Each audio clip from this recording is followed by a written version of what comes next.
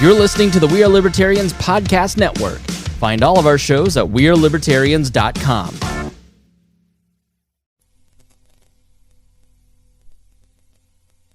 Call back and ask you to give Michael Emerling Cloud your attention and your involvement and participation. Michael has been a wonderful contributor to the advocates over the last couple of years. I have enjoyed very, very much working with him. He has some tremendous insights on communicating our ideas and has helped me to deepen my knowledge and broaden my perspective on becoming a better communicator. He has become a friend and also a mentor to me. I have the good fortune of having several mentors in the room today, and I encourage you folks to find some mentors to help you improve your communication skills too. So without further ado, let me give you Michael Emerling Cloud. Thank you, Charlie.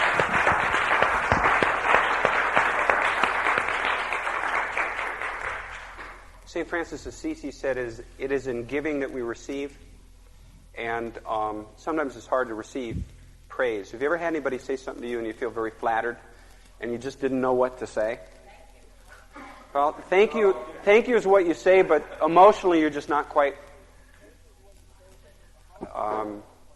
sure. Carol Ann, thank you.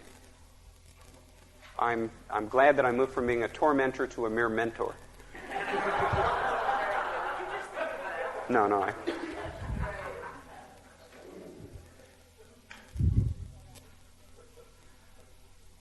Children start out as question marks, and they end up as periods in other people's sentences. Why is the sky blue? Why do dogs walk 3 times in a circle before they lay down? Why does Aunt Matilda do that strange thing with her neck? Why does the minister drone on and on and on and on? Children are naturally curious. And yet our whole lives, we get it beat out of us. We get it crushed. We get it folded, spindled, mutilated. Our souls get run over by the steamrollers of society. You know, Ralph Waldo Emerson said, society is a conspiracy against the individual. Amen. Maintaining your individuality, your humanity, is one of the most difficult things. And what I want to do is share with you some things that I've discovered, borrowed, begged, created, used, abused, confused, refused, gotten obtrusive and abusive about. And that's some questions that might be the answer. See, questions are mental appetizers. They whet the soul's appetite for more. Explain to me how you feel about education. Get some curious. Do you feel respected when people ask you questions? Well, if they ask you with respect, you do. If they cross-examine you like Hamilton Berger used to do on the old Perry Mason show, you want to run for your life. If you feel like Mark Furman with Johnny Cochran in the stand, it's not good. Those aren't the kind of questions you want to be asking. Questions are mental appetizers. They start your curiosity juices flowing. You know, there's an old quote, it's an old Southern quote that says, a hungry fox hunts best. And a curious mind learns the most. And yet, we have become so overfed intellectually, so know-it-allish, all too often, that the curiosity has been satisfied. We stop asking questions. And it's a shame. I used to have my parents. You want to torment your parents, what you should do is grow up to be something they could never conceive of you being. I went to the United States Air Force Academy. I was appointed by Morris Udall. My father was a U-2 pilot, flew over Cuba during the missile crisis. He took photographs of those Russian missiles. President John F. Kennedy showed my father's photographs to the UN and told Nikita Khrushchev to take those damn things out or we'd come in and take them. My dad was a hero. He's decorated in the White House. And I couldn't even tell my friends because it was top secret. Couldn't even tell my friends. And the friends, some of my friends' dads were U-2 pilots and were part of that same project. There were about 6 of them. They were all decorating the President Kennedy White House. I got appointed to the United States Air Force Academy by Morris K. Udall. His son and I knew each other in student government, but I got appointed because I earned it. I had to engage in a competitive test. I had to do better academically. I had to do better athletically. And I finished first, and I was appointed to the Air Force Academy. I went to the Air Force Academy not realizing what I wanted in my life. Like a lot of us going to our first year in college, we were majoring in confusion. I was majoring in stuckness, confusion, and what the hell am I doing here? And I was at the United States Air Force Academy in Colorado Springs. And it gets really lonely when the snow was coming down like Dr. Zhivago kind of nights, and there's nobody there that really understands how lonely and how unsure of yourself and how scared you are as an 18-year-old boy. No, I wasn't a man. I was a boy when I was 18. A lot of us were. It takes more than age to make a man. It takes character. I didn't have any yet. And while I was there, somebody said, you know, you really ought to read Galt's speech in Atlas Shrugged. And I said, oh, no, I met some people who read Ayn Rand. They're assholes.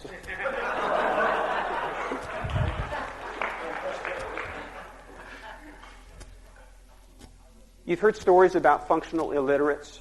I read 4 books all during high school. I was very bright, but I was mildly dyslexic, and I have what's called attention deficit disorder, which means that I could get by with B's without doing anything other than zoning in and out during classes and doing mental stuff, never cracking a book. I go to the Air Force Academy. It finally gets desperate, and I figure, oh, what the hell could it hurt? And I started reading Galt's speech. I had a copy of Atlas Shrugged, a book big enough to choke a toad. And I'm starting to read Galt's speech, and I don't know most of the words there. Epistemology. I thought that had something to do with urine samples. Man qua man, for all I knew, that was some kind of kinky sex. I didn't know what that stuff meant. There were all sorts of words there. Efficacy. I had never heard, never read in my life. I read the book with a dictionary next to me.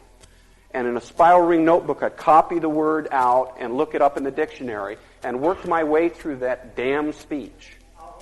All of the damn speech. I had 19 pages of definitions of words I'd never heard.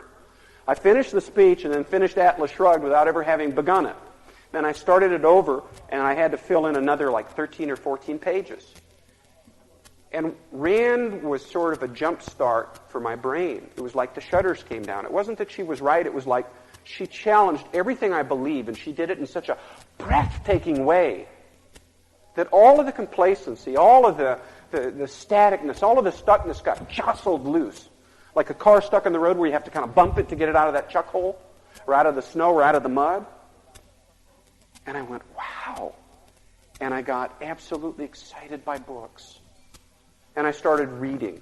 I dropped out of the Air Force Academy, went to the University of Arizona, first Pima County Community College, to the University of Arizona, where I met George Smith, who wrote a book called Atheism, The Case Against God. George founded the 17th chapter of Society for Individual Liberty. I was one of the founding members. There were a number of us in the Tucson Circle. Went to the University of Arizona for about a year, and I was bored because I'd read the textbook in a week after having read Rand. This stuff is just child's play. And I was reading about a book every day. And I found university was getting in the way of my education. So I dropped out.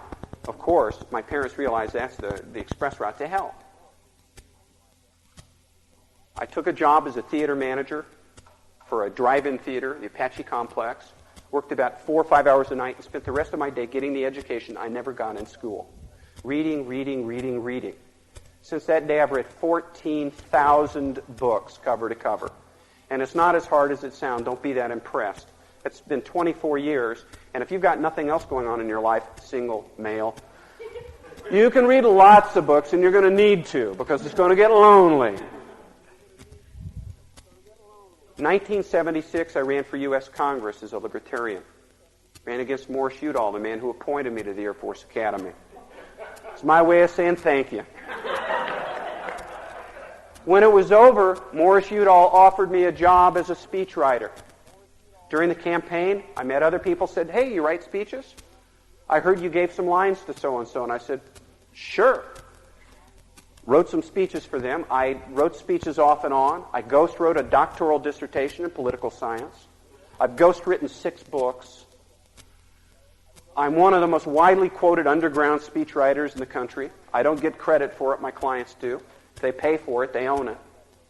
You've seen some of my phrases quoted in the Wall Street Journal, Playboy, even Penthouse magazine. And the letters are not real. Harper's, you could go on down the line. That's a very unlikely life. I've done a lot of very unusual things. I've dated a couple of rock stars. I lived with a woman who is a well-known national media journalist. I've hung out with some really rich and famous people. Let me tell you something, 2 things. 1, the wealth does not rub off, and 2, neither does the fame. However, it's a little bit of fun. But for my parents, that has got to seem like a very strange life. But it's probably no stranger than anybody else's. Marshall's been on a journey his whole life. You know, talk about Odysseus, finding his way home to his true heart. Marshall has done that. You know, going from IBM to working for the Libertarian Party in California, to founding Advocates for Self-Government, to doing the separation of school and state. The reality is that our lives are stranger than we'd planned them. My life hasn't turned out the way I expected. But it's been a serendipitous journey, and I've enjoyed it. But it drives my parents crazy sometimes. That's my job as a child, is to keep my parents mentally active by driving them crazy. One of the things that's occurred because I've done these many things is I've tried to keep the curiosity alive. And not only am I a participant in curiosity, I'm a carrier. I try and make other people curious. That's what this is about. My mother asked me when I started getting curious, and I asked her when she stopped. And my mother loved me enough to think about it and said, you know, you're right. I have gotten complacent. And she hasn't gotten complacent. She taught me to read. As a child, I remember watching her read books, hardback books in the home, rather than television. I took my love of reading from my mother. I'll always be grateful for that legacy. The money, the memories, she taught me. She taught me without knowing she taught me. Questions are what I learned from my family in different ways. And questions are what I learned from Ayn Rand. And all of these people get to be our teachers. Questions enable you to be my teacher and me to be yours. Questions enable me to be your teacher and you to be mine. We're all students. We're all teachers. And every time we question someone in a sincere, decent way, in a way that's meant with honesty and no harm intended, I really want to know, people love to teach us. Have you been flattered or insulted when someone asks you to explain how you came to a point of view? It's kind of flattering, isn't it? If someone asks you to explain something to them, it's kind of flattering. They're showing you respect as someone who knows how to do something, as an expert, as a competent, one of the few. Questions enable us to use this. So let's talk a little bit about it. See, I view questions as a way of jump-starting curiosity. I like asking people questions. You want to annoy... Here's one to torture your libertarian friends. Anybody have libertarian friends who are not here? All right, you got some libertarian friends at home? Okay, here's a question to go torture your libertarian friends. Write this down. Go to the libertarian friend that is becoming a particular pain in the bottom and say, could you please tell me 3 things you're totally neutral on?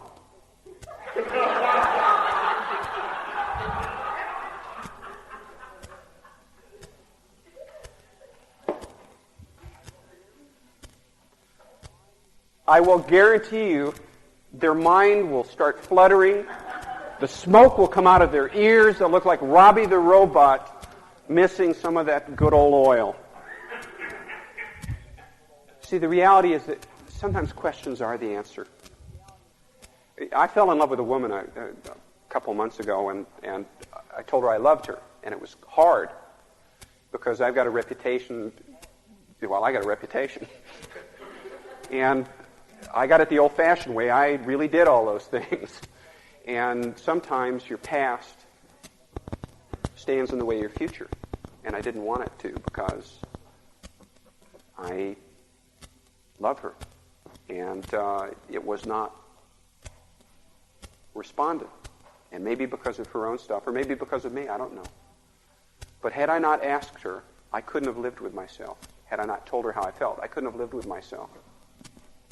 That's not courage, that's curiosity. I wonder if she could love me. Well, I didn't like the answer, but I liked the question. You know why? Because some of the times the answer is yes. Sometimes God answers your prayers and the answer is yes. But it's never yes if you don't ask. You know, the Bible is really right. Ask and it should be given. Seek and ye shall find it. Knock and the door should be open. But if you don't ask, the answer is always no. And a very wise woman said that. Javier Hollander, the happy hooker. If you don't ask, you don't get. You know, Richard Feynman, who's a really brilliant physicist, I really deeply love. He's as weird as I am, except he had a Nobel Prize and was a lot smarter than me. A lot smarter than me. Of course, he's dead now, so I guess I have a chance to excel. Feynman used to say, philosophers are tourists, scientists are explorers. Philosophers are tourists, scientists are explorers. I want to encourage you that as you go through life talking about politics, be an explorer. Don't be a tourist. Don't just walk through. Get curious. Ask people, what do you think about this? Do you believe in equal pay for equal work? Something I'll tell you a little later. I went to a National Organization for Women rally, wearing a button. I feel wicked for wearing this. I know I shouldn't have done it. I know I'll feel bad about it later. Not. And the button said, unequal pay for unequal work.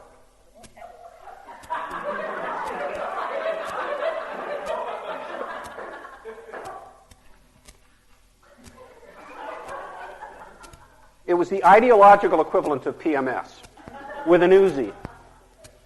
Well, if you believe in equal pay for if you believe in equal pay for equal work, this is the same thing, unequal pay for unequal work. Why would anyone complain? And I just well, I don't understand. You believe in equal pay for equal work. Why would you be opposed to unequal pay for unequal work?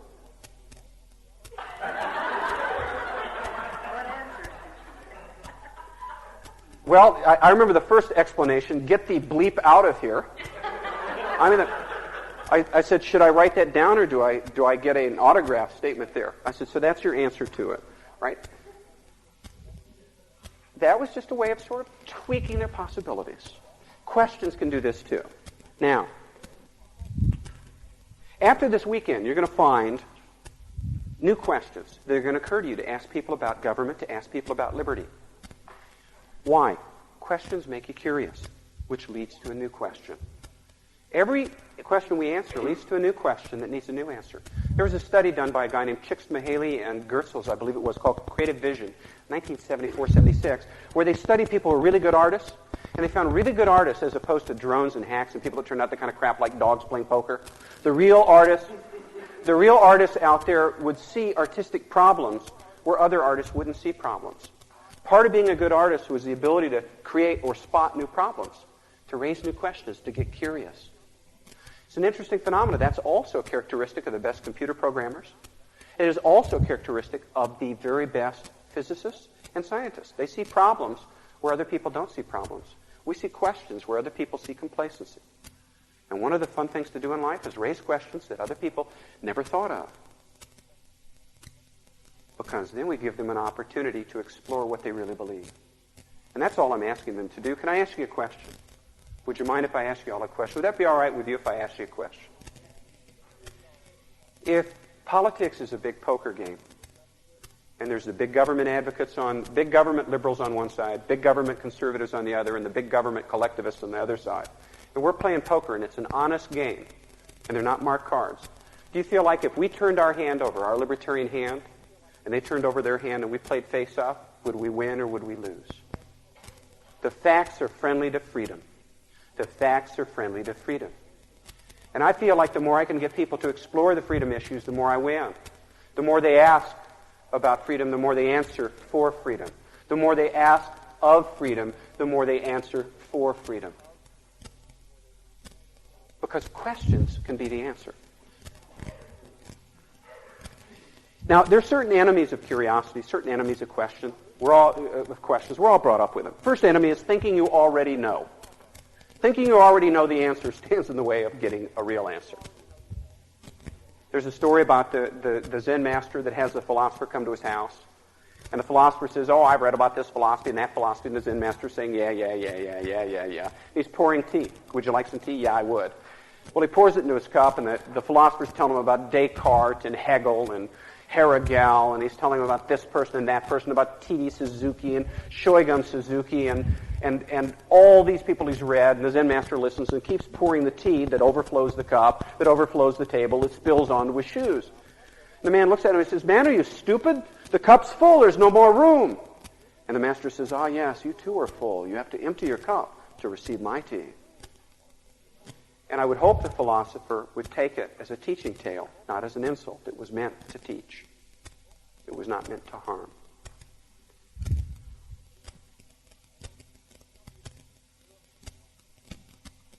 There's a parable of a wise man and a fool. One day a wise man and a fool are walking down a path in opposite directions. They run into each other. And they converse for an hour. And then they part and they continue on their ways. After the encounter has occurred, who has learned the most, the wise man or the fool? Most people, unlibertarians, answer the fool because he has so much to learn. The wise man has so much to teach him.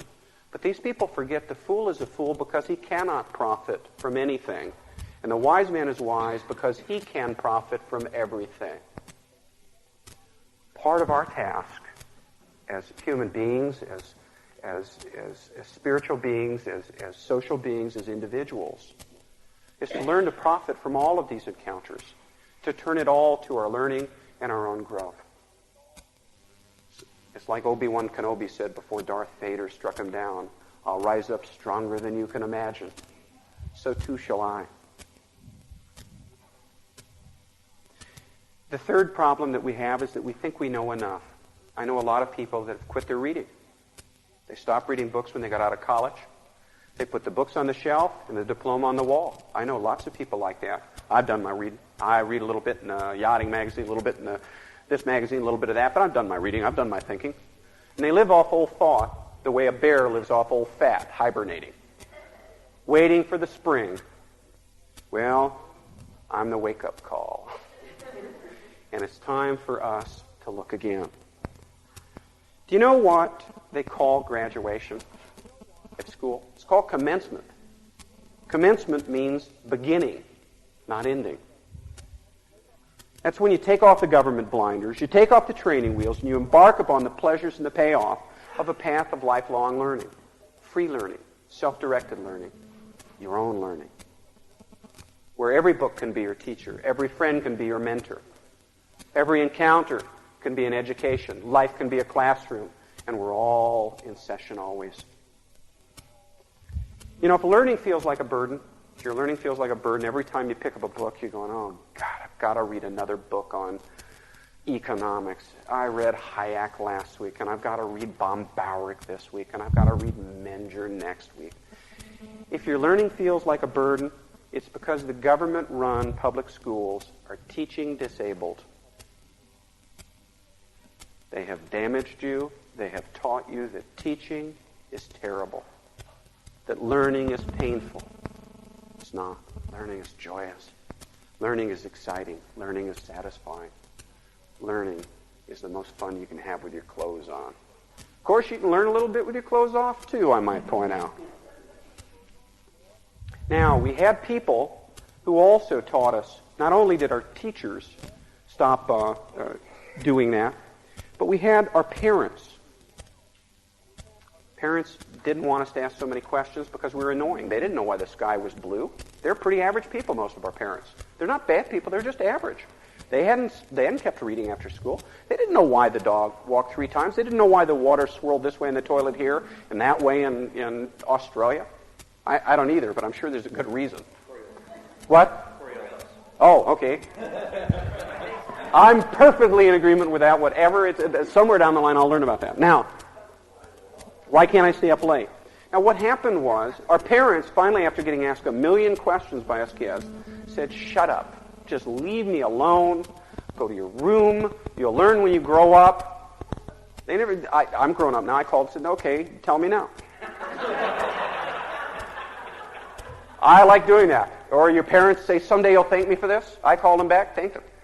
Thank you, Dad, for beating the shit out of me that day. I'm a much better man for it. Thank you, thank you, thank you, thank you. And he says, you're having a bad day, aren't you? You thought you'd get even. And I said, no, I thought you might be having a tedious day and might need a little bit of irritating. And he says, no, talk to your mother.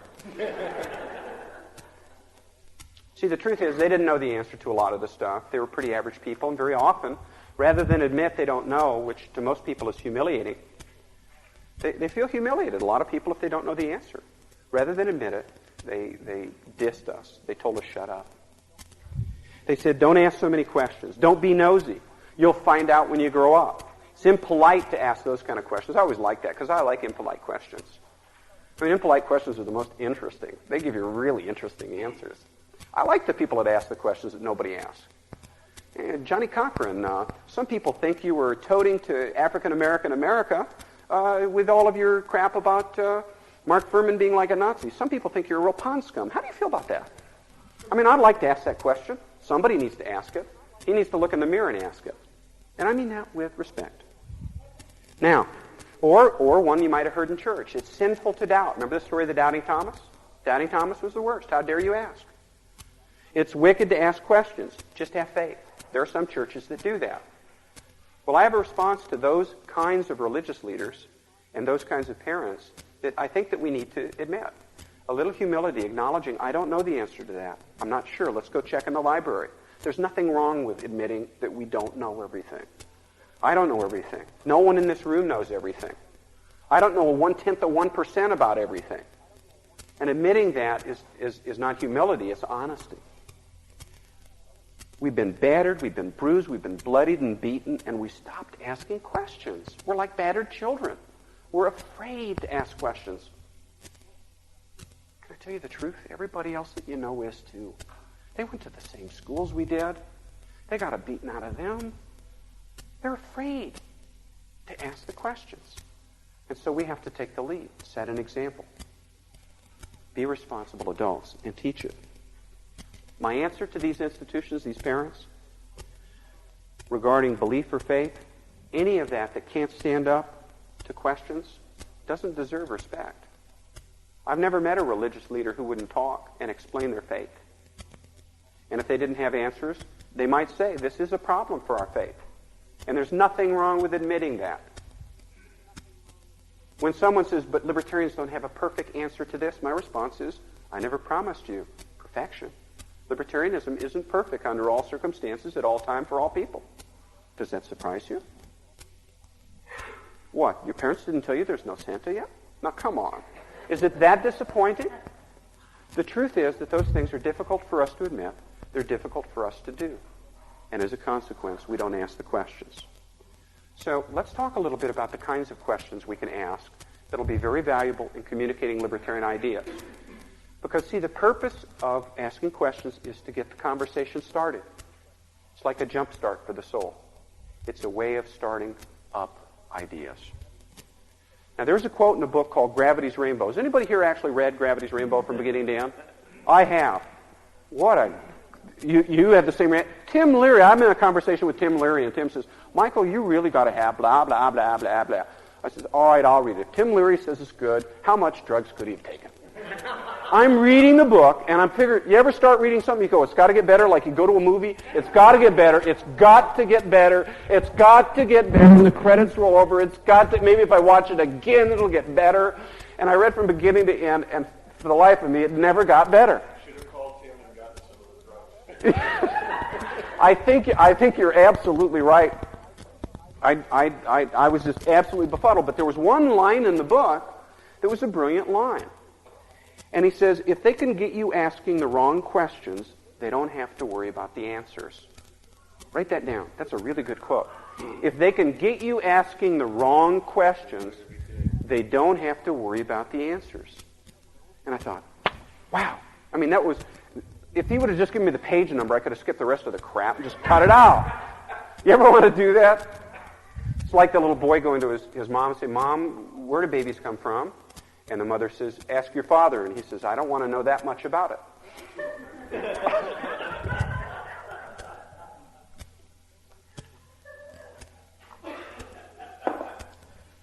Or my theory that Moses was in the wilderness 40 years because he wouldn't stop and ask for directions.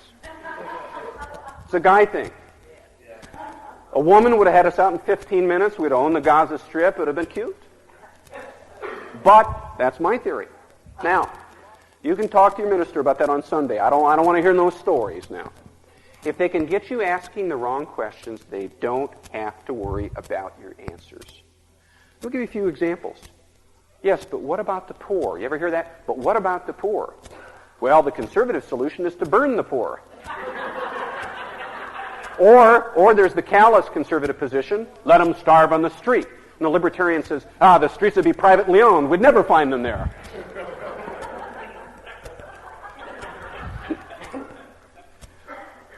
What about people on Social Security? Wrong question. Doesn't society have the right to ask us to help with education? Or health care? Or the indigent? Or the aged? Or people who can't care for themselves? Or people who play by the book and follow the rules and get left behind? Doesn't society have a right to ask us to help? If they can get you asking the wrong questions, they don't have to worry about the answers. Now, let's talk about some of the right questions. Because the right questions are the ones that will get them to simply reconsider the question. I don't care whether they come up as libertarians. If I can get them to ask, simply question their beliefs. Ayn Rand said, examine your premises. I say, question your assumptions. Question your cherished convictions. And I mean, I will too. I can't ask somebody to show me theirs if I won't show them mine. I can't ask them to examine theirs if I won't examine mine. How can I ask them to grapple with those dark issues that we all have in our hearts and our souls if I won't deal with mine? I can't ask them to do what I won't do. I can't ask them to follow where I won't lead. I can't ask them to be what I haven't been. We have tried to teach libertarian answers, and we have failed. It is time to teach libertarian questions and succeed. It is time to teach libertarian questions and succeed. And I'm going to show you some fun stuff to do with your minister on Sunday. I'm going to give you some really interesting stuff to blow your mom's mind because she needs it blown. Tim Leary is out of drugs. The fax machine ain't working in heaven, and I got news for you. It's time for a wake-up call. Here's what we're going to try. What are libertarians really all about? What are self-governors? What's it about? I love it when people say, what's a libertarian? I say about $1.95 a pound. That gets them off the track, and they go, say what? I say, well, statists are 3 for 1 at garage sales. But they're a subsidized product and subject to foreign import laws.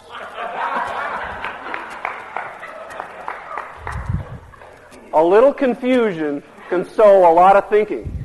You ever notice how people's mouths are on automatic pilot? Have you ever done that where you think you're going to go somewhere, your brain goes, whoop, and your mouth keeps going, well, a lot of us do that in conversations.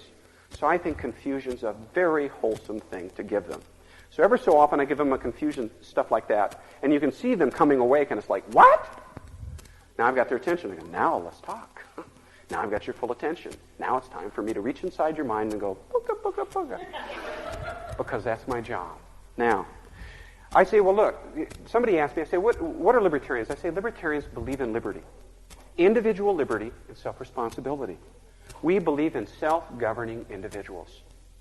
We take seriously what the Declaration of Independence said. We hold these truths to be self-evident, that all men are created equal, that they are endowed by their Creator with certain inalienable rights, that among these are life, liberty, and the pursuit of happiness, that to secure these rights, governments are instituted among men, deriving their just powers from the consent of the governed, that when they act in violation of these rights, we have the right to alter or abolish them.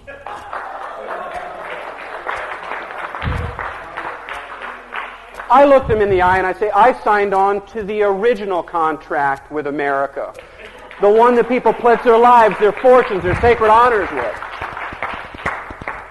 Would you have signed it in 1776? I would. They didn't say, hi, if you don't like this contract with America, you can vote us out in 2 years. They said, you can burn our homes, you can take what we have, you can kill us. That is a contract with a heavy penalty clause. That is a contract with teeth, and that is a contract with something at stake.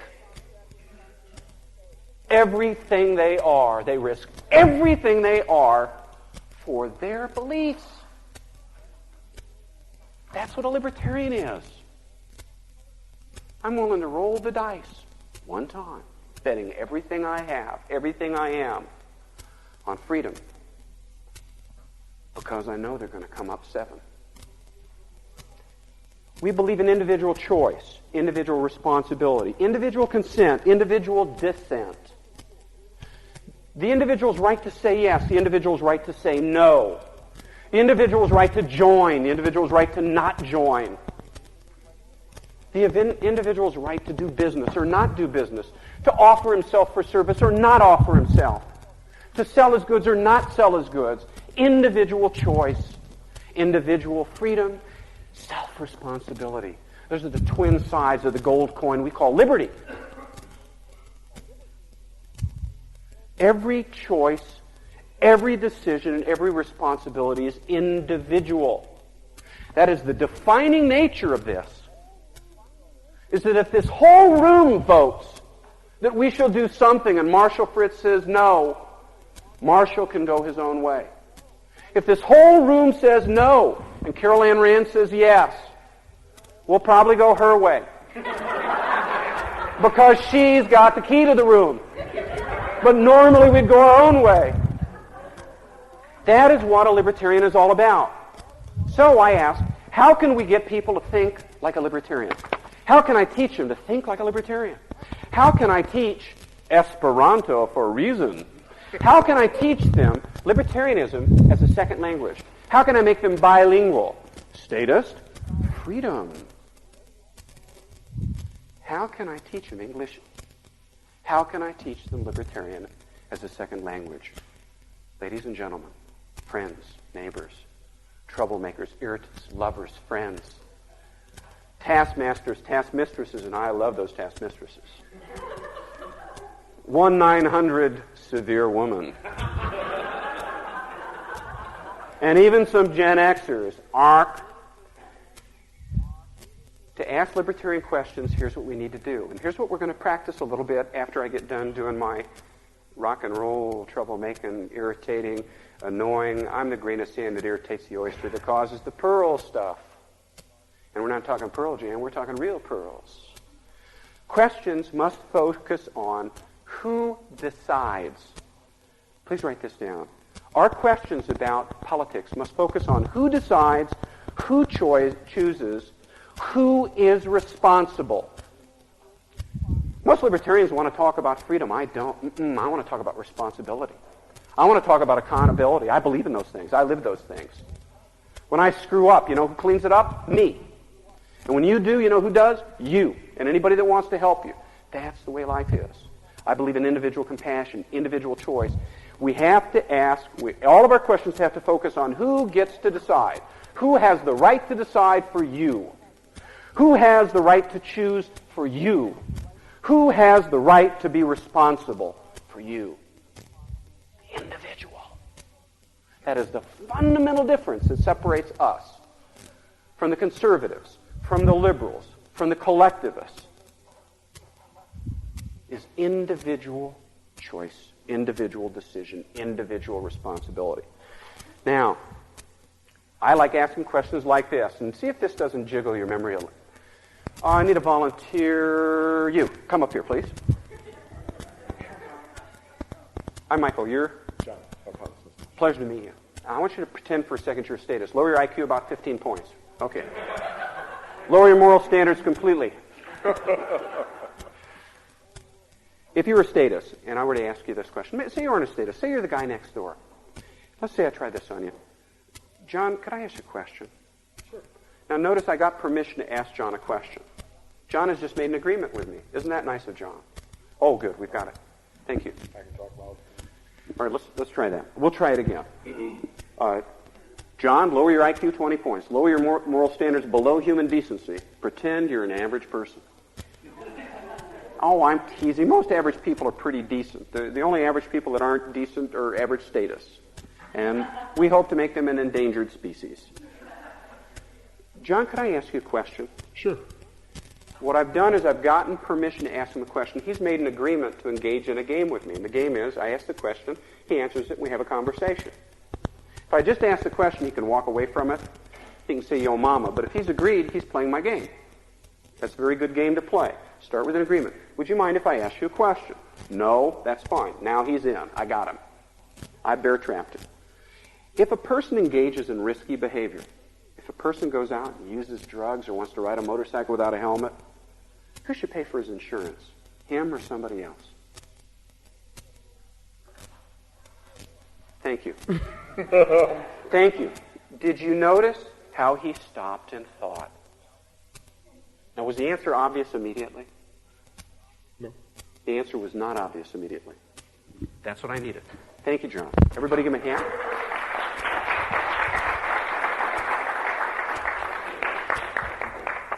What have I just asked him? I've asked him an individual accountability question, individual responsibility.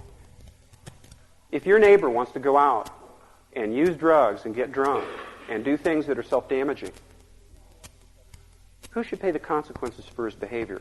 The person who made the decisions, him, or other people in your neighborhood? Now notice the way I ask him. If he chooses to do X, who is accountable for the consequences, him or someone else? Now what have I done? I've introduced the premise, 1, individual choice. 2, individual responsibility. And we know they're the cause of the consequences. Now, if a person acts self-destructively, question number 2, if a person acts self-destructively, who should be liable for his safety, his health, or his medical bills? The person engaging in the behavior or someone else? If you want to swap needles while using hard drugs, who should be accountable for your medical condition, you or someone other than you? Now, the easiest way to ask them is to ask them about themselves or ask them about a neighbor. If there's someone down the street who doesn't take into consideration his health, and he does this and this and this, who should be accountable for paying the way? Now, I introduced the concept of individual there. Then I asked the person, who's responsible for your behavior, you or someone else? What do you think most people would answer if I ask them? Actually, the truth is, most people would say, I am. Almost everybody, and if you want to try it, here's something I'd like you to do over the weekend. Tell people you went to this workshop with this nutty guy up front, looked like a dyslexic chicken on LSD, looked like Mick Jagger if he used smart drugs. And he gave me a weird question. I was wondering whether you could help me. Could you help me? And I do this to waitresses. People that go to lunch with me get embarrassed all the time. It's good. It gives them a chance to grow and develop self-esteem and learn how not to care. Anyway, you go ask the person, say, could I ask you a question? Who's responsible for your behavior, you or somebody else? If you ask somebody that, 99% say, I am. Now, that's a libertarian position. That is a libertarian conclusion. That is a self-governor's conclusion. Who governs? What's beneath this hat? I do. It ain't easy, is it? Says so. I read it on a cap. I know it's true. I believe everything I read on bumper stickers. I'd rather be sailing. Now, who's responsible for your behavior, you or someone else? Ask that of a person. Let me tell you a rule. I taught it to Harry Brown, and Harry's been using it, and I laugh because I love it when someone likes something I do and they run with it. All politics is personal. It's a line I've used since like Marshall may have been at the first talk I gave on it, Politics is Personal, out in California for all I remember. So at one of the state conventions, I think it was Advocates had something going on that weekend too. I said, politics is personal. What happens to you in the marketplace when you can't get a drug because the FDA keeps you from getting it and your child dies? It's personal. When they have a war you didn't vote on and they draft your child to go to some country you can't pronounce the name of and die for a reason you can't fathom, it's personal. Politics is personal. When they run your business out of business with regulations and red tape and corrupt governing, when you're trying to support your kids putting in 80 hours a week and you don't have enough time to go to your girl's play or your son's softball game, it's personal. All politics is personal. The consequences of political policies is personal. What I like to do with the responsibility questions is keep them personal. If you keep most people live their private lives in a pretty libertarian fashion, with the exception of the way deadbeats, the psychopaths, the career criminals, career politicians. But I repeat myself. So I ask people, who's responsible for your behavior, you or someone else? Then I ask them the other question. Now, what I'm doing is making it more particular. Well, who's responsible for your finding a job or earning a living, you or someone else? Now, of course, people that have jobs answer that correctly. People who don't have jobs say, well, there must be someone that owes me a job somewhere. Who's responsible for your education? Who's responsible for your decisions, you or someone else? Now, you don't ask who's responsible for your decisions and put the question mark there. What's the second? Notice I made it personal, I made it individual. We don't talk about society. Society ain't nothing but this individual, this individual, this individual, this individual, this individual, this, and this. And a society that doesn't understand it isn't a society, it is a mob. And mobs do two things. They rape helpless women, they hang and lynch helpless minorities. That's what they do. A mob is a creature without a soul, a vampire without a heart, a zombie with nothing to feed that emptiness. But there's an interesting corollary to that. I've asked them questions about duties, responsibilities for their life. Well, if you pay the price for your failures, if you're responsible for your failures, shouldn't you enjoy the rewards of your success? I mean, if you have to clean up your messes, shouldn't you be able to enjoy and appreciate and spend the money you earn? Who should decide who spends the money you earn? You or someone else? Now I've talked the tough love, the libertarian tough love first. Who's accountable if you do dopey things? Then I move to the libertarian. Now I'm done with the carrot. I'm done with the stick. Now I give them the carrot, and it's a really good carrot. Well, if you're responsible when you make mistakes, who gets to harvest when you bring in a good crop? Who gets to reap the rewards when you produce them? You or someone else? Who should decide how to spend the money you earn? You or someone else? Try that on anybody here this weekend you want. Pick any bell captain. Pick any waiter. Pick anyone over the weekend and say, I got this weird guy down the hall. I don't know what he's doing here. I think he's just out on the work release program. But he asked me this question. And I'm curious. Who should decide how you spend the money you earn? You or someone other than you? If they're married, they'll say my wife. But everybody else will answer it right. Or what is it, the two lines in heaven? All the men who are henpecked stand on that side, says St. Peter. And those of you who aren't, stand on this side. This whole group moves to this side. One guy's standing over there, and St. Peter walks up and says, whoa, what are you doing here? My wife told me. That is so chauvinistic. I would never say anything like that. But I've had friends that passed on the story, so I thought just for your consideration. Okay, now, when you earn money, who has the right to decide where it goes? You or someone else? When you earn money, who should decide which charity it goes to? You or someone else?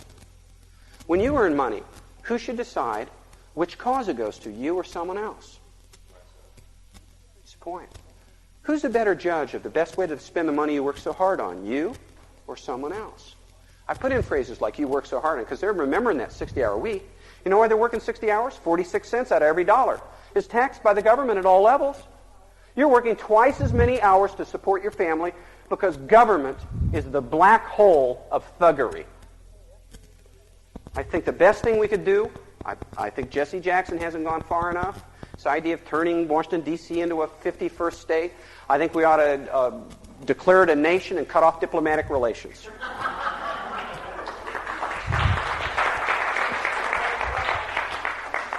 And as Harry Brown said in a recent fundraising letter, he says, Pat Buchanan's talking about a 1,500-mile ditch between the United States and Mexico. He says we could dig a 20-mile ditch between the real America and Washington, D.C. He says, I'm pretty sure we could have that patrolled by volunteers and improve everybody's standard of living. Maybe it'd be like that Escape from New York where all the criminals, went there. They're criminals, the lobbyists, but I repeat myself.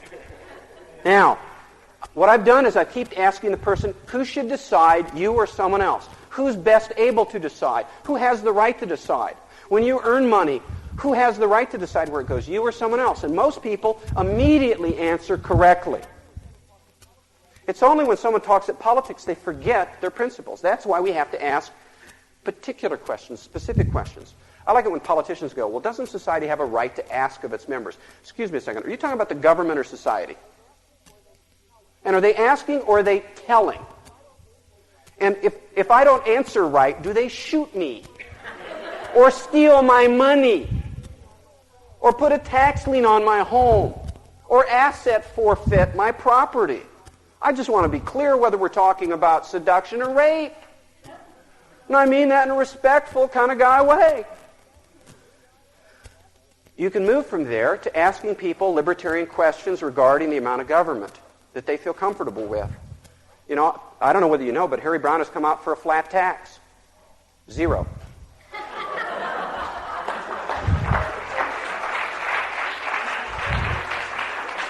He's not for it because it's flat. He's for it because it's 0. Now, try this. Ask individuals. It's very important that we ask them one-on-one. Do you believe your taxes are way too low, just right, or way too high?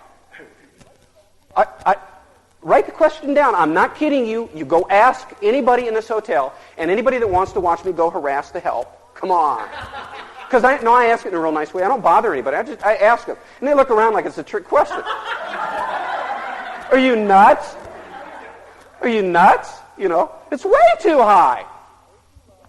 Are your taxes way too low, just right, or way too high?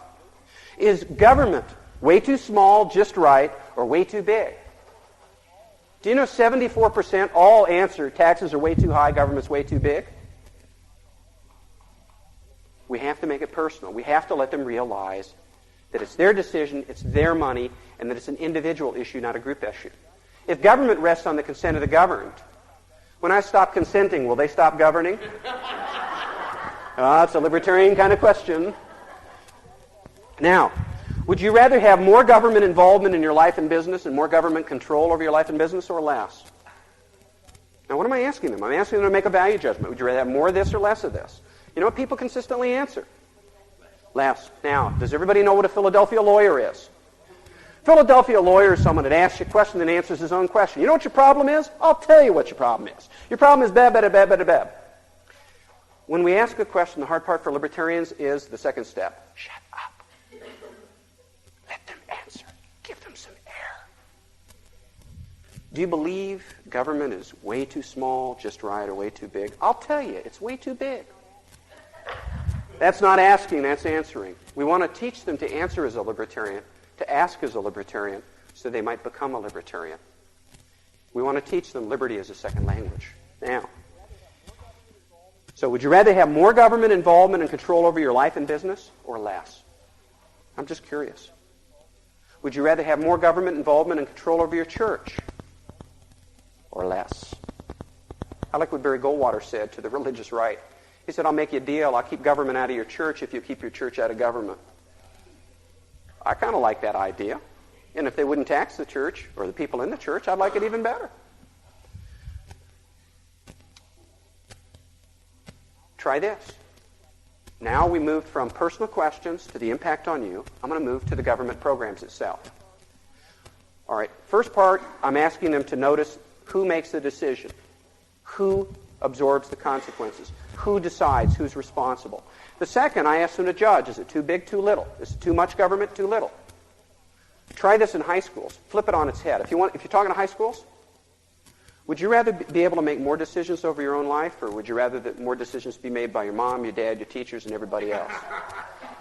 Oh, man, it's great. At that point, they're ready to lynch the teacher, you know, and give you all their lunch money. I like it.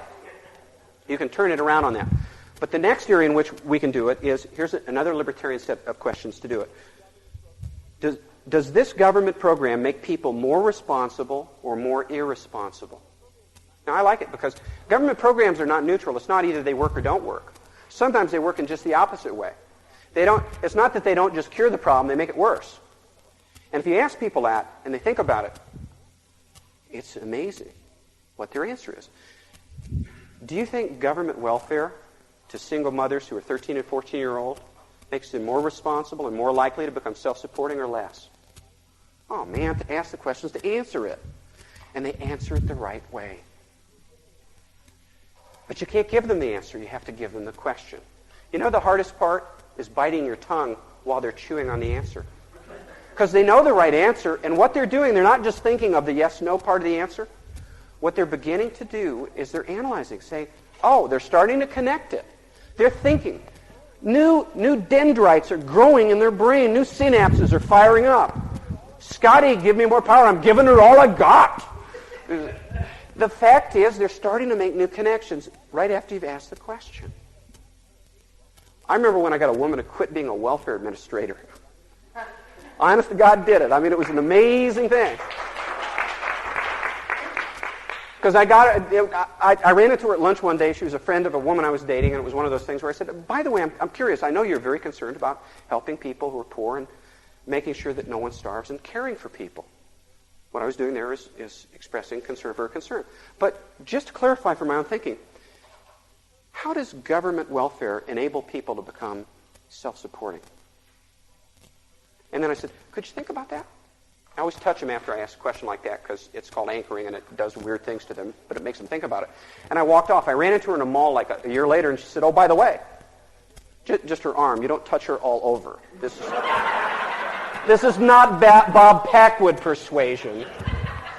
This is Michael Cloud, bunkie. What happened is I ran into a mall like a year later and says, oh, by the way, I thought about it and realized that government welfare made people more dependent, not less. And so I quit my job. I said, hey, that's terrific. What do you do now? She says, oh, I got a transfer. Now I work in the DMV. So now there are people in line cursing me. What are you going to do? Now, does this government program make people more responsible? Fill it in. Does this government welfare program? Does this government BATF program? Does this government drug prohibition program? Does this government, and simply put in the particular program that you want them to analyze, make people more responsible or more irresponsible? And those are the contraries. You know how people sometimes blame us for license? Oh, you people want people to drink drugs, play rock and roll, have sex all day? Right? That's what you people are all about. There's sex, drugs, and rock and roll. And child pornography, or kiddie porn, or the internet, this kind of stuff. But the reality is that what they're talking about is license, not liberty. What they're talking about is people acting irresponsibly and someone else paying the bill. Eat, drink, and be merry, and someone else pays your bar bill. Eat, drink, and become an alcoholic, and someone else pays for your detox program. Liberty means responsibility. Individual liberty means individual responsibility. So, I asked, does this program encourage or discourage people from being self-supporting? Now notice I put the words in there, responsible, irresponsible, self-supporting. Does this program encourage or discourage people from becoming self-supporting? Then when they answer it, you know what I ask them? I like looking at them and saying, do you think that's good? It drives them nuts. Because what they do is they start, I'm not trying to be rude about it. It's not a yes or no question. I want them to think about it. I want them to start talking out loud. Because if they start discussing what the system is doing to poor people, look, I'm probably one of the few libertarians that doesn't care about them taking my tax dollar. That's not the big deal. So they take 100, so they take 50, so they take 5,000. That doesn't matter to me near as much as what they're doing to the people in the system. They're growing a whole class of criminals. They're growing a whole group of people who believe the world owes them a living. They're creating a society with drive-by shootings, murders, children having children, people getting diplomas they can't read. They are creating a society in which it's dangerous for you and me to live our lives. It ain't just the money. They've made our world a more dangerous, uncivil place. That's the thing that scares me. It ain't just the money. If they would steal the money and then leave me alone and not follow me around and not send their victims to go shoot people I love or rape people I care about or be child molesters that go through the system 8 or 10 times and get out and do it to people like Polly Klaas, I wouldn't mind if they would only take the money. But they do all those other things, and that's the evil and the tragedy.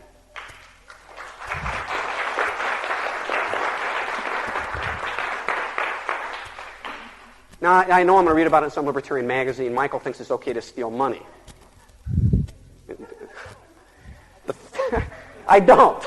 I just think that's the least bad part of it. What's bad is the kind of people it grows. Now, so I ask, does the program encourage or discourage self-supporting? I put the word self-supporting because most people know it's good. Encourage or discourage responsibility, personal responsibility. Does it make people more responsible or more irresponsible? Notice I'm getting away from the freedom part and I'm getting down to who reaps what you sow? Who cleans up the mess you make? I have acquaintances that want to talk about the right of bikers to ride around without helmets. I say, fine. I got no problem as long as you're willing to insure the loss and you become a quadriplegic. You don't tax everybody for the rest of your bleeping life because you want to be a moron. That's license, not liberty. Being willing to impose the costs of your irresponsibility on others. Now that's a question you want to ask. Do people have a right to impose the consequences of their irresponsibility on their neighbors, their friends, and people in their church? Yes or no? Not can people help them. When people make mistakes, I believe in redemption. People can make mistakes, and I'm willing to give a hand up to anybody. I'm very unlibertarian. You might know. Some people here in the room know how unlibertarian I am. 10% of my income is tithed. I give 10% of every dollar I earn to a literacy program in Las Vegas, Nevada, that is administered by a church in North Las Vegas, an African-American section. Do you know why I give it? Because ignorance is the worst form of slavery. And if you can't read, everybody owns your ass. I don't want a society of illiterate people, and I'm willing to pay for it. I'm willing to put my own money. I'm not taxing my neighbors. I'm putting my money. I'm not saying you should, but that's where it is. It's all personal. Life is personal. Politics is personal. Now, would you rather have... I ask people choices. Would you rather have more government, less government, or just the same amount? Would you rather have people become more self-reliant or more dependent? And great, this is great to ask a mom or a dad. When your children grow up, would you like your children to grow up self-reliant or dependent upon the charity of strangers? Which would you rather? But that's the truth. That's the absolute truth. People want for their kids and grandkids what they vote against in the ballot box. And it's important for us to make the connection. And we don't make the connection by telling, but by asking. Wouldn't that be right?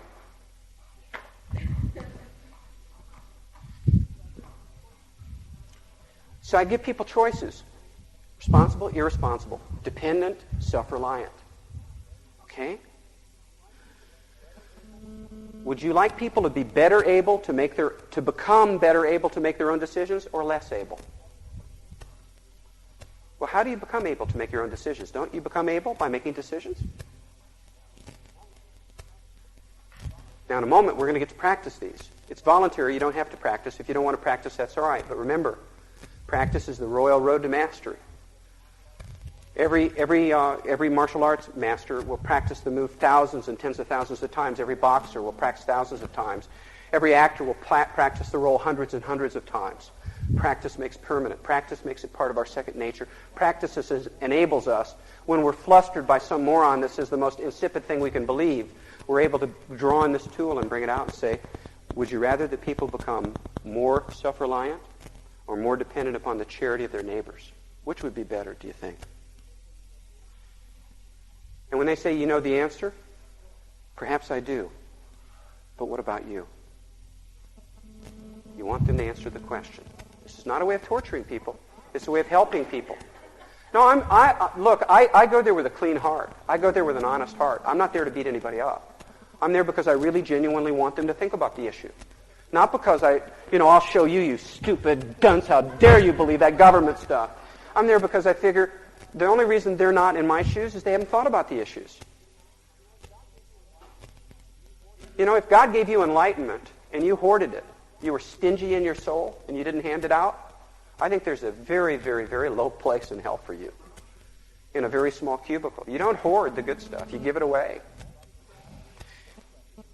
So I keep asking, next question, what is this program doing to people? Is it making them more self-reliant, more dependent, more responsible, more irresponsible, more thoughtful, more thoughtless and reckless, more self-governing, or more like looters and beggars? What is it turning them into? Not just what are the immediate consequences, but what kind of people is it teaching them to become? What kind of people is it growing them up to be? The worst thing about prisons is not that they're expensive. It's they train people to be criminals. They let them study at the hands of masters. Stand next to the most successful, unsuccessful prisoners you can find. The guys that just barely got caught on a technicality because Johnny Cochran was busy that weekend. Now, we're going to go over some of the questions, and I'm going to ask you the questions, and Carol Ann Rand and Marshall Fritz are going to help. And I'm going to ask us to break up in groups of two. Two. That's you and one other person. Two. I do not want any intellectual menage a trois. because you feel insecure. We're all insecure for different reasons. Me, because I deserve it. You, because you'll grow. What I'd like us to do is take these questions, and I'd like us to break into groups of 2, and I'd like you to try the questions. Carol Ann and Marshall and I will feed you questions. We will start with Marshall, Carol Ann, I think we started on, not 13, you got 11, or you have 9? 9, 10, 11. What's on, do you have, what does your page start on? I give you 3 pages? Yes, sir, it is. But before we start on the questions and the workshop exercise, Yes. let's give Michael a big round of applause. Yay!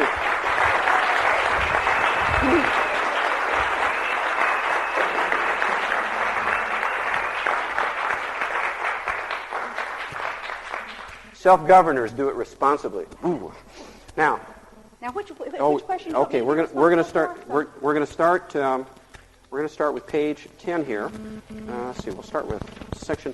We'll skip the cursive stuff. Cursive is not swearing; it's a way of writing. Well, you guys went to public schools; it could happen. We'll start with 10 questions that focus on who decides. We'll go question number 11, question number 12, question number 13. Marcia, can you take it? We'll take the others. And that's page, which is it? Start at page 10. 10. If people can stand up, that's on your feet, please. And it's voluntary, so look around to see if anybody is not voluntarily doing it and force them. Now, okay, one of the two questioners, your question is, where's page 10? Let's do A and B. Let's call person A and person B. Person A and person B. That'll be question 11. If a person engages in risky behavior, and give an example if you want to, like unprotected sex, who should pay for his insurance, him or someone else? Let that be the A. Y'all decide one of Okay. the 2 of you is an A, one of the 2 of you is a B, and let the risky sex be A. Okay, risky sex can be A. If a person engages in risky or dangerous behavior, such as unprotected sex, who should pay for the insurance? Who should be responsible for the medical care? Him or someone else? Try it with your partner, and then have your partner try it with you. People aren't talking to each other. Is that a problem? Where? It's voluntary. You don't have to participate. You can just watch if you like. Would you like to try it? Oh, my God, yeah. Try it with me. Okay. If a person engages in risky behavior, like unprotected sex or riding a motorcycle without a helmet or using drugs, who should pay for his medical bills, him or someone else? Try that with me. Try that with me. Any one of those parts. Person Engages. engages in unprotected sex. Who should pay for that? If he hurts himself, who should pay for it? Him or someone else. That's the last part. You or someone else. Very good. That's exactly the right question.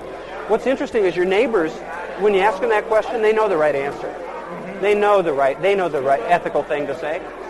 We forget it in politics. That's why we have to keep asking them the questions so they don't forget. Get your point. It's very good, I think. Well, I like it. I'll say, do y'all have children? Do you have children? Just 12. If you're, oh my. When your children, as they grow up, do you want them to grow up to be more responsible or less responsible? More responsible. Do you want your children to be thoughtful about what they do and say, or thoughtless? Thoughtful. Do you want them to be cautious, think about the consequences? There's thinking going on here. Ho, ho, ho, wait a minute. I need your undivided attention. We're going to go to the second question. I want you to change partners. Pretend it's the 70s and you could. The second question is, if a person acts some of you aren't listening, don't make me hurt you.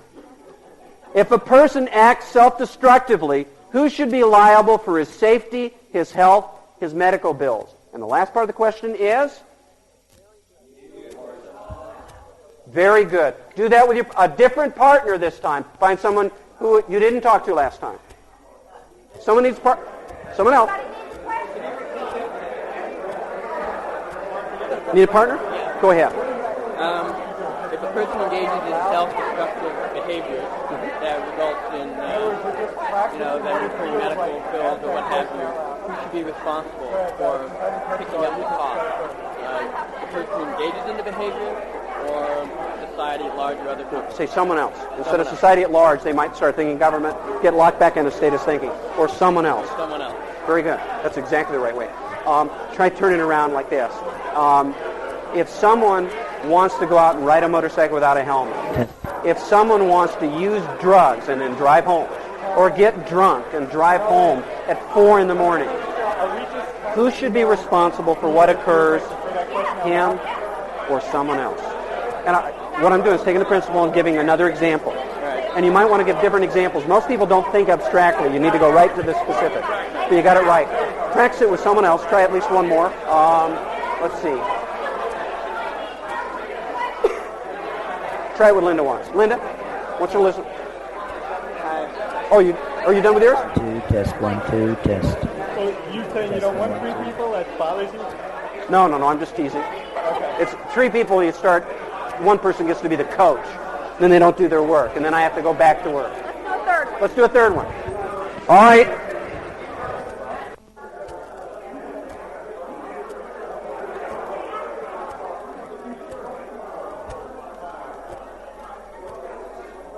I'm so hungry, I was worried about this exercise starting at 12 o'clock, but it's really working well. And I got all kinds of good stuff I want to steal from you. And one thing I want to play off you at lunch and then get a reverse play. And I want to run it by you real quickly. My luncheon speech is on sin. Sin, yes. And basically what I'm going to say is it's not a knowledge problem. So I want to play off, because you're talking about cards are face up. Yep. Facts are, I think the other fact is there's something beyond information. And so while being perfectly supportive of everything you're saying in terms of communication, I'm going to try to go one step further and say it's not a knowledge problem. People know right from wrong. It's something deeper than that. And we can use sin as a metaphor. Excellent. So anyway, to know that I'm... Okay. Ladies.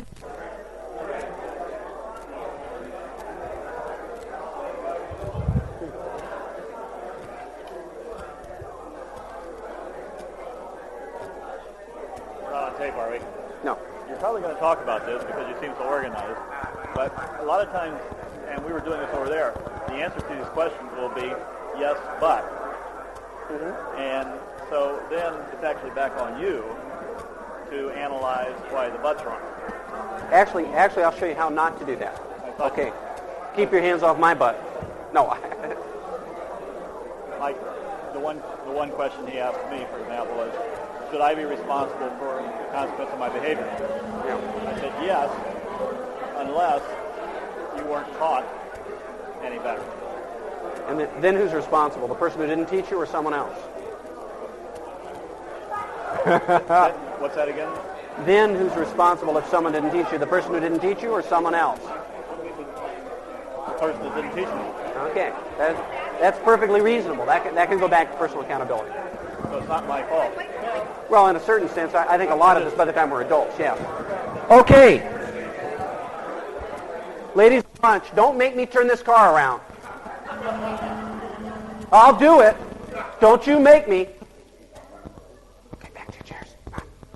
Chairs, everybody. Carol Ann Rand has told me the trains must run on time. Something like that. Yeah, but they're Amtrak. Why would you want them to? Okay. Now, more on time or later. Yes, that was a very, very good question. Now, was pointed out something which you're all going to find, and that's everybody wants to show you their butt.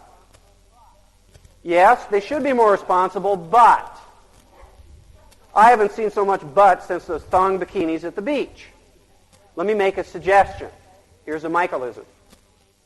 Yes, I agree, it's better for them to be responsible, but that's an interesting point.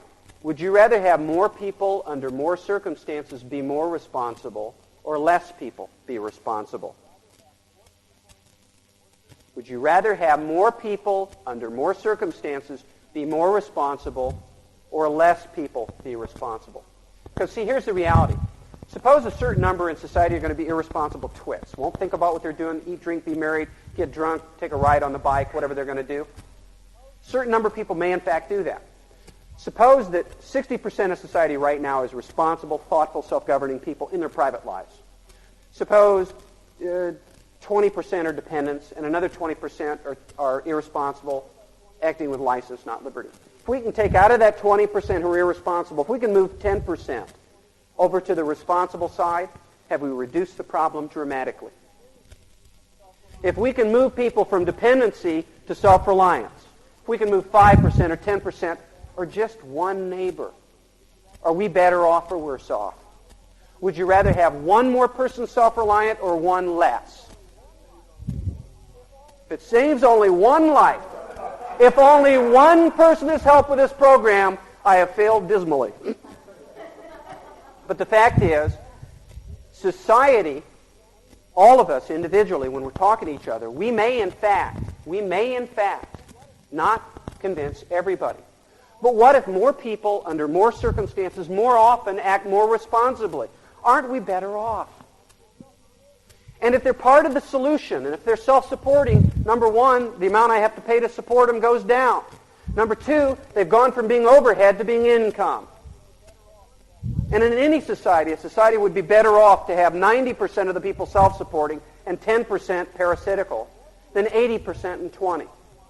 And the more people we can move over into the self-reliant, self-governing category, the better. And are we more likely to have more self-governing people when we teach self-governing, teach self-responsibility, teach self-reliance, or are we going to have less? When society rewards thoughtfulness, prudence, caution, acting with good character rather than penalizing it, are we going to get more of it or less of it? Whatever you reward, you get more of. Whatever you penalize, you get less of. If we're rewarding, encouraging, supporting, nurturing, making the whole social climate supportive of decency, of individual decisiveness, individual self-reliance, individual responsibility, individual accountability, we are growing. And the more people who join the self-supporting producers and the fewer who are living off us, the further forward our society can progress. But there's a benefit to it. Not only is our overhead less, we've got 10% fewer people living off us. We also have 10% more people sharing the burden. But let me tell you a consequence you maybe hadn't thought of. Their children learn the lesson too. You get not only the parents, that 10%, but you get all their children. And you get their friends, because people learn their ethical standards from the people they spend time with. We are affected by our peer pressure. That's why it's important to choose good peers. We are affected by the people we spend our time with. That's why it's important to choose wisely. I wanted to end with one question that I like to teach libertarians because I stole it from David Berglund, and we'll give full credit. David didn't... How many of you have his Libertarianism in one lesson? Good book. Everybody ought to have it. If you don't have it, there's probably copies here. If you can't shoplift one, leave money and pay for it instead. And if you're self-governors, I know you're going to pay for it. Now, he gave something he calls the utopian fallacy. I want to show you a different way of doing the utopian fallacy. Who here knows what the utopian fallacy is? Raise your hand. Who here thinks they can explain it real shortly to the whole group? Please stand up and explain it real quickly to the group. Utopian fallacy is? It's that there's utopia, in fact, matter there is none. Okay. And what does that entail? Comparing our objectives to perfection. Very good. Perfection is what we're judged against. Yes, but you libertarians don't have a perfect society. For example, what if we have 3 people in a 2-person lifeboat, but the lifeboat is owned by the company, and the owner of the company put it in receivership and had a living will, and they're shark-infested waters. One of the persons has brain surgery, the other person's hemophiliac, but kept off the market by the FDA was the drug that would help the hemophiliac. How do you libertarians answer that?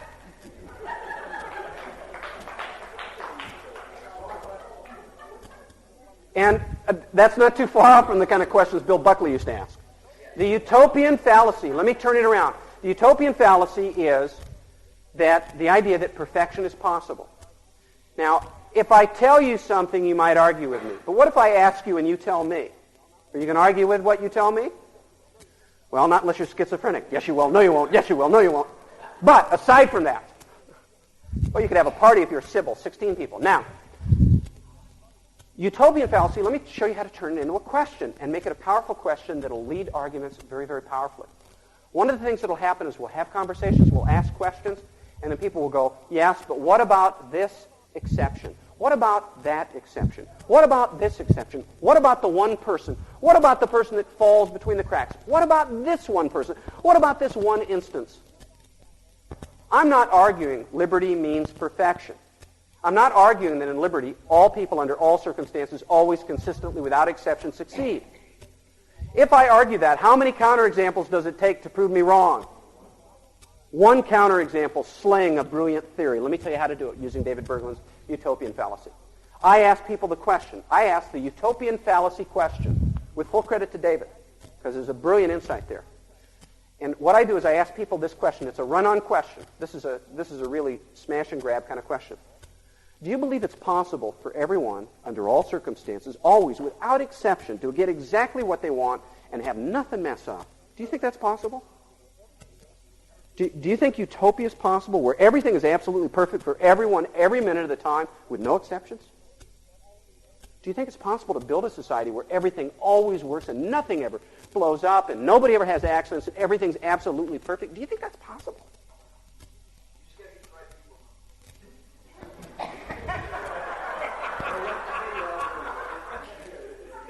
You're right. Get his name.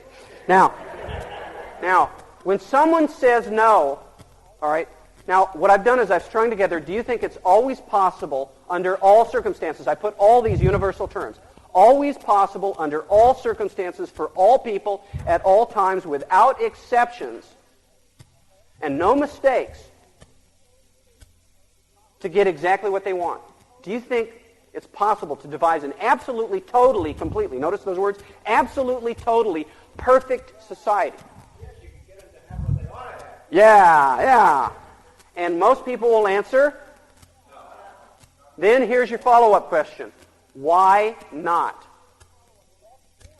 Why not?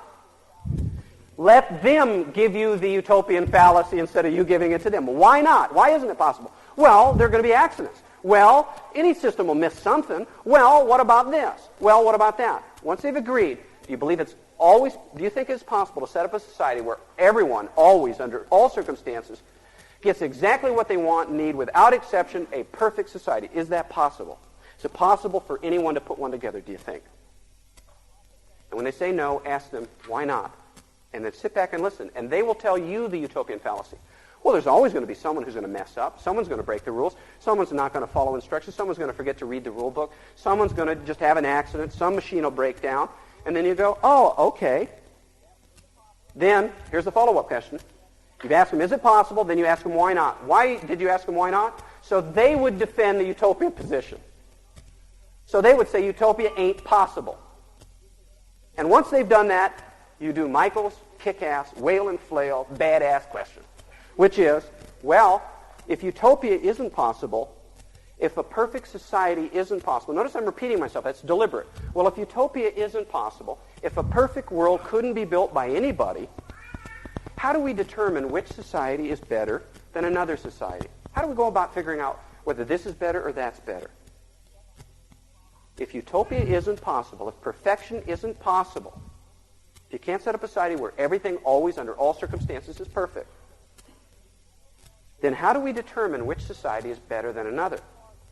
Now, you don't shut up at that point. This is a brief pause point. Then you said, well, for example, would a better society have more prosperity? Would more people be better off? Would more people have more decisions they could make on their... Would more people be more self-reliant? Wink, wink, nod, nod. Would more people be more responsible? Would more individuals earn what they get rather than take what they get? Would that be a better world?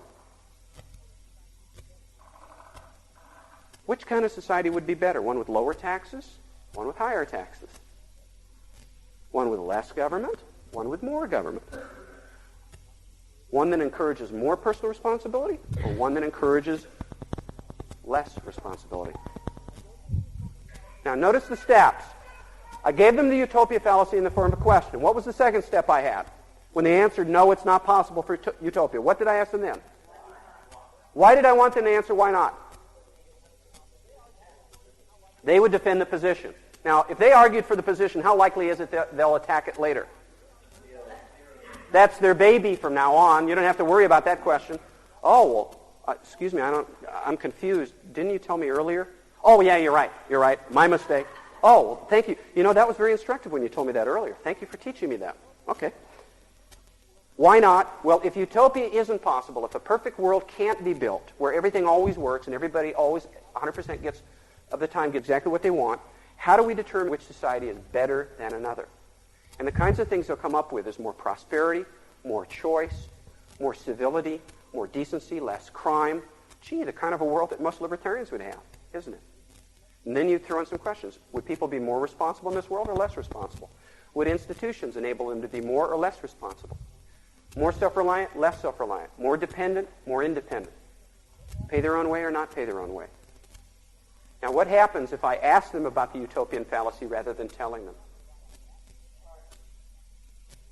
What have I eliminated? The argument. They won't argue it with me. They will argue it for me. And wouldn't you like other people to carry your water? Wouldn't you like other people to argue your position for you? Ladies and gentlemen, I want to thank you in a way that I think maybe says it all. If I tell you, you might doubt me. If I tell you, you may argue. If I ask you and you teach me, you'll be my friend. You'll learn by teaching. And I might just learn that questions are the answer. But more importantly, it's time for lunch.